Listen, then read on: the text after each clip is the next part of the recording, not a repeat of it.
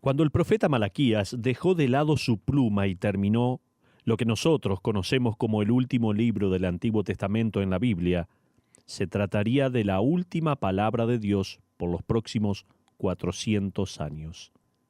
Entre el último versículo de Malaquías y el primero de Mateo, Dios no habló, los cielos estuvieron en silencio. Esos años son conocidos como los 400 años de silencio. Durante ese periodo no hubo ni profeta, ni revelación, ni mensajeros angelicales, ni señales, ni milagros, ni fuego del cielo, ni palabra de Dios. Fue un periodo de tiempo tan desolado en la historia de Israel que se lo conoce como el período oscuro. Platón vivió unos cientos de años antes de Cristo y se lamentó en una ocasión diciendo: quizás un día tendremos una logos, una explicación de parte de Dios. En otras palabras, él decía, tal vez un día Dios hable nuevamente a la humanidad. El apóstol Juan escribió lo siguiente en cuanto a la venida de Cristo a la tierra en el capítulo 1, versículos 1 y 14. Él dijo así: en el principio era el Verbo, y el Verbo era con Dios, y el Verbo era Dios, y aquel Verbo fue hecho carne y habitó entre nosotros. ¡Qué hermoso! Jesucristo rompió el silencio de los cielos. En cuestión de horas, los ángeles encenderían los cielos nuevamente para dar las increíbles noticias que la palabra de Dios vendría. La explicación de parte de Dios había llegado de una manera inexplicable. Quiero invitarle nuevamente a continuar nuestro estudio del Evangelio de Lucas, de los detalles que rodearon el anuncio del Verbo de Dios. Por favor, vamos a ver Jesús, el Verbo de Dios. Vaya conmigo a Lucas capítulo 2 y vamos a comenzar leyendo el versículo 1. Dice así la Biblia: aconteció en aquellos días que se promulgó un edicto de parte de Augusto César. Usted recordará de nuestra última lección que este fue el primer César en adjudicarse el título de Augusto, que significa el santo. Se trataba de un nombre que solo se había empleado en referencia a los dioses de Roma, pero ahora se lo atribuía a él. Sería este César Augusto que comenzaría la veneración al César, la cual llevaba a adorarle. También llevaba a los creyentes a una persecución, ya que éstos no lo reconocerían a él, sino a Jesucristo como el único y verdadero Hijo de Dios. Pero continuemos ahora con los versículos 1b al versículo 5. Dice allí la Biblia: que todo el mundo fuese empadronado. Este primer censo se hizo siendo Cirenio gobernador de Siria, e iban todos para ser empadronados cada uno a su ciudad. Y José subió de Galilea, de la ciudad de Nazaret, a Judea, a la ciudad de David, que se llama Belén, por cuanto era de la casa y familia de David, para ser empadronado con María su mujer, desposada con él, la cual estaba encinta. Hasta ahí la porción por ahora. María y José eran el escándalo de Nazaret. Estos dos jóvenes judíos que estaban comprometidos evidentemente habían violado sus votos de pureza durante su tiempo prenupcial. Ella estaba embarazada. Leemos en el versículo 5. María, de hecho, ya estaba con 9 meses de embarazo cuando salió con José para Belén. Como resultado de esto, ellos dejaron atrás su reputación. La acusación de la ilegitimidad de Jesucristo permanecería por los años. 30 años después, cuando Cristo declaró que Él era el Mesías, los líderes judíos con mucha soberbia le dijeron, tal como leemos en Juan 8:41, nosotros no somos nacidos de fornicación. Ellos estaban diciendo, nosotros no nacimos antes que nuestros padres estuvieran juntos como tú. Basado en la típica edad para casarse en aquella época, José seguramente tenía unos 17 años de edad. María era menor, tal vez entre 14 y 15 años. Pero ahora veamos a María y José confiando en la palabra de Dios. Quedé impactado, una vez más, con el profundo carácter y confianza en Dios de estos dos jóvenes. Ellos confiaban completamente en la palabra de Dios. Esta confianza les ayudaría a sobrepasar varios obstáculos mayores. Permítame darle una lista de estos obstáculos. En primer lugar, y ya he mencionado la primera, las acusaciones injustas que ellos recibieron. En segundo lugar, el segundo obstáculo fueron los inconvenientes inesperados. Si pone las narraciones de los evangelios juntas, descubrirá que Dios le habló unas 4 veces a José. Después de cada revelación, José se compungió a cambiar algo. La primera vez tuvo que cambiar sus planes para esconder a María. Eso fue lo único que él pudo hacer para rescatar su reputación. Durante su matrimonio, José recibió órdenes de mudarse unas 3 veces. Los primeros 2 años de la vida de Jesús, José guió su familia cuando escaparon por sus vidas a lugares que Dios les reveló. Él tuvo que restablecerse como carpintero unas 3 veces también. También tuvo que mudarse y conseguir vivienda 3 veces. 3 veces, en menos de 3 años.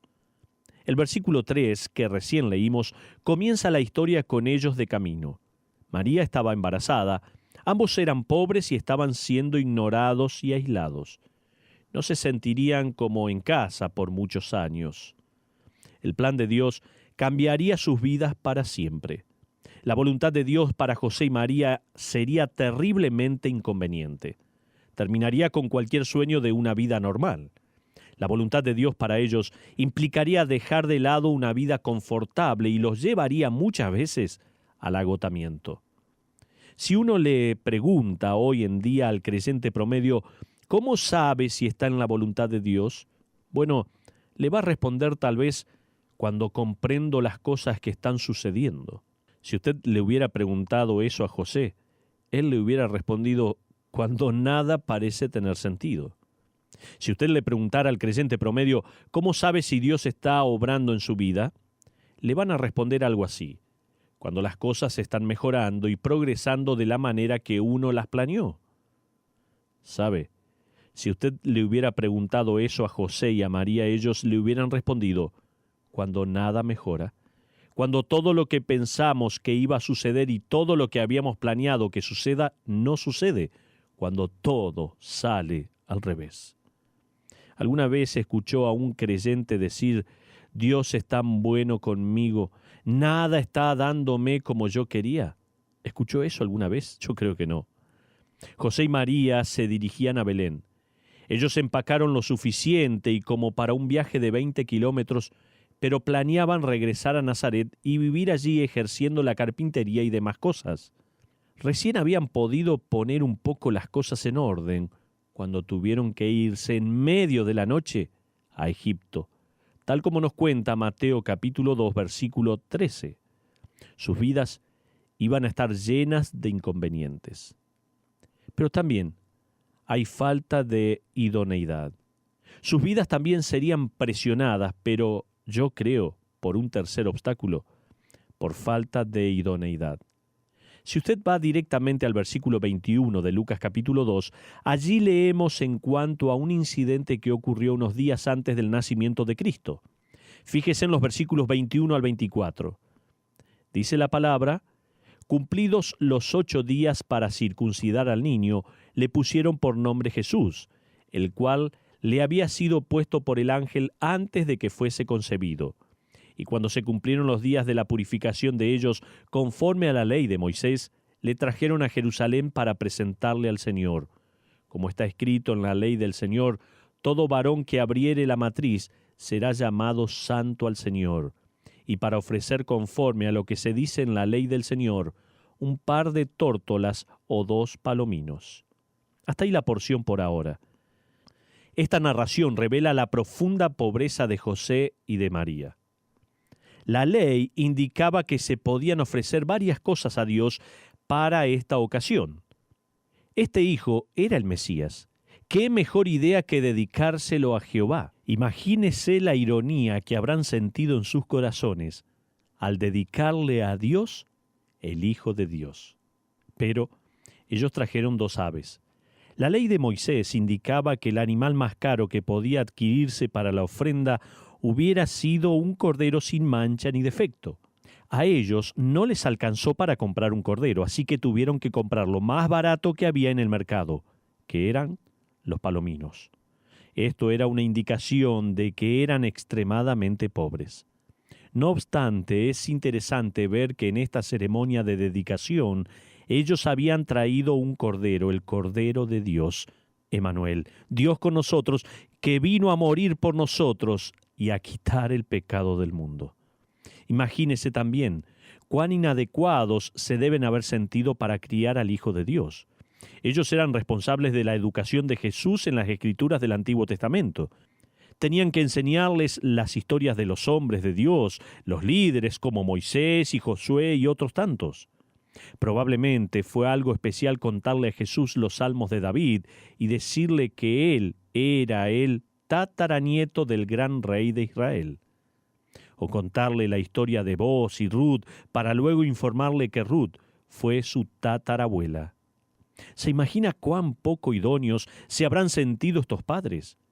En aquella época no había libros en cuanto a la crianza de hijos, mucho menos de cómo criar al Mesías. ¿Se imagina enseñar las profecías de las Escrituras a alguien de quien los profetas hablaron? Ellos seguramente se sentían inadecuados. Antes de avanzar más, me gustaría hacer una observación. Siendo quien es usted, estando donde está, con los desafíos de la vida y las presiones diarias, sea criando a sus hijos o tal vez en su caminar con Dios por medio de la presión o confiando en Dios cuando su voluntad para usted es incómoda, usted puede aprender mucho de estos jóvenes.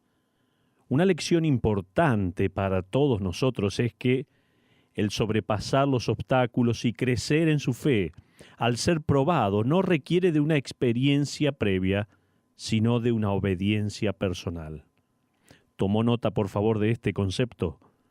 La lección importante que podemos aprender aquí es que el sobrepasar los obstáculos y crecer en su fe al ser probado no requiere de una experiencia previa, sino de una obediencia personal. Muy seguramente las cosas que usted está enfrentando ahora son cosas que no enfrentó antes, cosas con las que no tiene experiencia. La vida no es como una solicitud de empleo en la que uno se inscribe basado en su experiencia. La mayoría de las veces, Dios susurra a nuestros corazones: nunca has hecho nada así. No hay tiempo para prepararse, solo debes obedecerme hoy. Yo me encargo del día de mañana. Pero otro obstáculo fue la indiferencia desafortunada. Otro desafío o obstáculo que saltó a la vista al estudiar este texto fue que José y María no solo experimentaron una acusación injusta, no solo experimentaron inconvenientes inesperados y falta de idoneidad, sino que también experimentaron una indiferencia desafortunada. Fíjese en los versículos 6 y 7 de Lucas capítulo 2. Allí leemos así: Y aconteció que estando ellos allí, se cumplieron los días de su alumbramiento, y dio a luz a su hijo primogénito y lo envolvió en pañales y lo acostó en un pesebre, porque no había lugar para ellos en el mesón. Algunas cosas no han cambiado. No había lugar en la posada esa noche y no hay lugar en el corazón de muchos en la actualidad. No hay lugar para él. Justiniano, mártir, el líder de la iglesia del siglo II, dijo que el lugar específico en el cual Jesús nació había sido una cueva que se usaba para refugiar a los animales. Esa era una práctica común en aquella época. Es interesante ver que a mediados del siglo IV el emperador Constantino mandó construir una iglesia en el supuesto lugar del nacimiento de Cristo, y esta fue construida sobre y tapando la cueva de Belén. Ahora preguntémonos, ¿discutió José con el mesonero? No sabemos y no hay indicación alguna en la Biblia. Solo sabemos que le dijeron que el mesón estaba lleno. Nunca me voy a olvidar de algo que me sucedió hace unos años atrás cuando mis hijos gemelos estaban en primer grado. Ellos no solo habían comenzado la escuela, sino que también comenzaron a ir a la escuela dominical en nuestra iglesia con una nueva maestra. El primer o segundo día de clase, la maestra vino a presentarse. Ella me dijo: soy la maestra de su hijo de la escuela dominical. Necesito contarle algo que sucedió esta mañana. Luego continuó ella: esta mañana, después de clase, sus hijos se aprestaban a salir corriendo por la puerta. Yo les recomendé las reglas, que no pueden salir de la clase hasta que uno de los padres viniera a recogerlos. Ellos protestaron y dijeron, siempre nos vamos, ni bien termina la clase. Ella les dijo una vez más, ya no va a ser así. Uno de ellos dijo, pero lo hacemos cada domingo, todas las otras maestras nos dejaron. Ella dijo una vez más, lo siento, pero ahora yo soy tu maestra y no se pueden ir. Uno de mis hijos puso las manos en su cadera y dijo, ¿pero sabe quién es mi papá?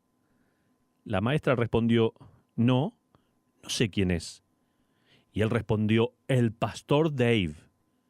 En ese momento yo le pregunté, ¿y usted qué le respondió? Ella me dijo, lo miré a los ojos y le dije, no me importa que sea el pastor de esta aula, no vas a salir. Yo le respondí, gran respuesta. Él pensó que tenía la mejor conexión para correr por los pasillos, pensó que él era el dueño del lugar. Sabe, Jesucristo era el dueño del mundo. Entonces, ¿cómo que no hay lugar en el mesón? ¿Sabe quién es su padre? Si uno habla de influencias, ellos lo hubieran logrado. Pero ese no era el plan de Dios, su plan era un establo. Fuera un establo de madera o una cueva en una colina de Belén, tenemos que borrar de nuestras mentes esa imagen de postal navideña con un establo limpio, allí ordenado, con unos animales pulcros y agradables. Tenemos que borrar de nuestra mente eso. La cueva estaba fría y oscura. El frío de la noche se mezclaba con los dolores de María al dar a luz. El suelo seguramente estaba sucio y mojado, tal vez lleno de barro y de los desechos de los animales. Seguramente José preparó un rincón suave para recostar a María y tal vez haya puesto su capa en el suelo para que ella no se ensuciara. Quizás José pensó por qué las cosas estaban ocurriendo así y no estaba seguro de lo que quería hacer. Si usted tiene un hijo, recordará la incertidumbre y el temor cuando un niño está por nacer. Todo era nuevo. Recuerdo el nacimiento de mis mellizos. Estaba terminando mis estudios en el seminario en aquel entonces. El hospital estaba a solo 2 cuadras. Mi esposa ya estaba de 9 meses y había sido revisada por los médicos varias veces hasta que de pronto el proceso se aceleró. Metieron a mi esposa en la maternidad y unas 5 horas después ella dio a luz 2 bebés. Me dieron un montón de papeles y formularios para completar y recuerdo que en la sala de partos había unos 5 doctores. El dar a luz mellizos sin una cesárea no es algo común en estos días. Hasta había algunos estudiantes de medicina que vinieron a presenciar el parto. Después del nacimiento nos felicitaron. Yo no merecía ninguna felicitación, pero no pude dejar de pensar en José y María. Ellos eran jóvenes. Estaban en un lugar extraño que no era su pueblo y en un establo en el medio de la noche. Este fue el primer parto para ellos y no había ni médicos ni enfermeras presentes, ni madres, ni hermanas, ni amigos para ayudar. Ellos estaban solos. El dolor y las contracciones deben haberse incrementado y aquel temor también. Lucas simplemente nos dice en el versículo 7a, y dio a luz a su hijo primogénito. A propósito, este no sería el único hijo que ellos tendrían. En Mateo capítulo 13, versículo 55, se nos presenta a los otros hijos de María y José con nombre y todo. Ellos tuvieron 4 hijos más. Sin embargo, Jesús fue el primogénito. Esto significaba que él tenía los derechos legales de las herencias. Sus padres eran descendientes del rey David. Por ende, Jesús es heredero y tiene el derecho a reclamar el trono de David. Es el rey con todo el derecho, pero en ese momento en la cueva, este niño no parecía para nada un rey. Un autor escribió lo siguiente: el nuevo bebé nacido es la majestad en el medio de lo ordinario. Es la santidad en medio de la suciedad de los animales. Es la deidad entrando al mundo por el suelo de un establo, por medio del vientre de un adolescente, a las manos llenas de callos de un carpintero. El niño no salió con una aureola. Los animales no se arrodillaron para adorarle. Se trataba de un niño con apariencia común y normal. Y después que María dio a luz, lo envolvió en una tela y ya exhausta, no pudo ni siquiera sostenerlo. Así que apoyaron al niño recién nacido en el establo. La palabra griega empleada para pesebre es la palabra patén, que significa literalmente canal de alimentos. José seguramente limpió una parte de la mejor manera que pudo, puso algunas telas o vestiduras y allí apoyó al Hijo de Dios. 1. No puede escoger un lugar más feo y sucio que este para nacer. Uno no puede escribir un libreto con un comienzo más pobre que este. Él entró a este mundo de pecado.